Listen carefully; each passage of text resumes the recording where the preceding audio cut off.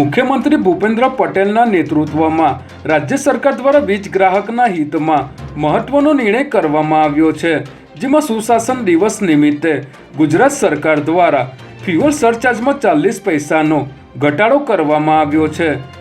રાજ્યના ઉર્જામંત્રી કનુભાઈ દેસાઈએ પત્રકાર પરિષદ યોજી ફ્યુઅલ ચાર્જમાં યુનિટ દીઠ 40 પૈસાનો ઘટાડો કર્યો હોવાનું જણાવ્યું હતું। ત્યારે આ ઘટાડાના પરિણામે રાજ્યના અંદાજે 1.75 કરોડ ગ્રાહકોને ઓક્ટોબરથી ડિસેમ્બર 2024 દરમિયાન કરવામાં આવેલા વીજ વપરાશ ઉપર આશરે 1120 કરોડનો લાભ થશે।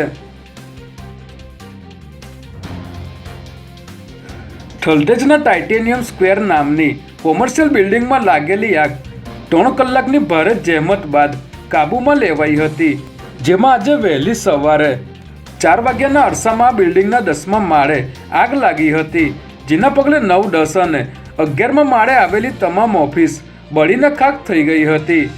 ઘટનાને પગલે ફાયર બ્રિગેડના ઉચ્ચ અધિકારીઓ સહિત ફાયરની 28 ગાડીઓ ઘટના સ્થળે પહોંચી હતી અને પાણીનો મારો ચલાવીને આગને કાબૂમાં લીધી હતી।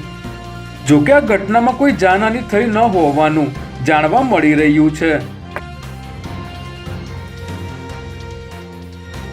સરખેજ પોલીસે સતત 18 કલાક સુધી વાહનમાં પીછો કરીને અમદાવાદથી અપહરણ કરાયેલા બાળકને બચાવી લીધું છે, જેમાં થોડા દિવસો પહેલા એક ગર્ભવતી મહિલાએ તેના 2 વર્ષના બાળકને કૌટુંબિક ભાભી મનીષાબેન પાસે સાચવવા માટે મૂક્યું હતું। ત્યારે આ મહિલા બાળકને લઈને તેના પ્રેમી સાથે ફરાર થઈ ગઈ હતી, જેથી મહિલાની ફરિયાદના આધારે સરખેજ પોલીસે મોબાઈલ લોકેશનના આધારે સતત 18 કલાક સુધી વાહન ચલાવીને પીછો કરીને મથુરા નજીકથી મનીષાબેન, તેના પ્રેમી હિંમતસિંહ અને સંજયને ઝડપી લઈ અપહરણ કરાયેલ બાળકને બચાવી લીધું હતું।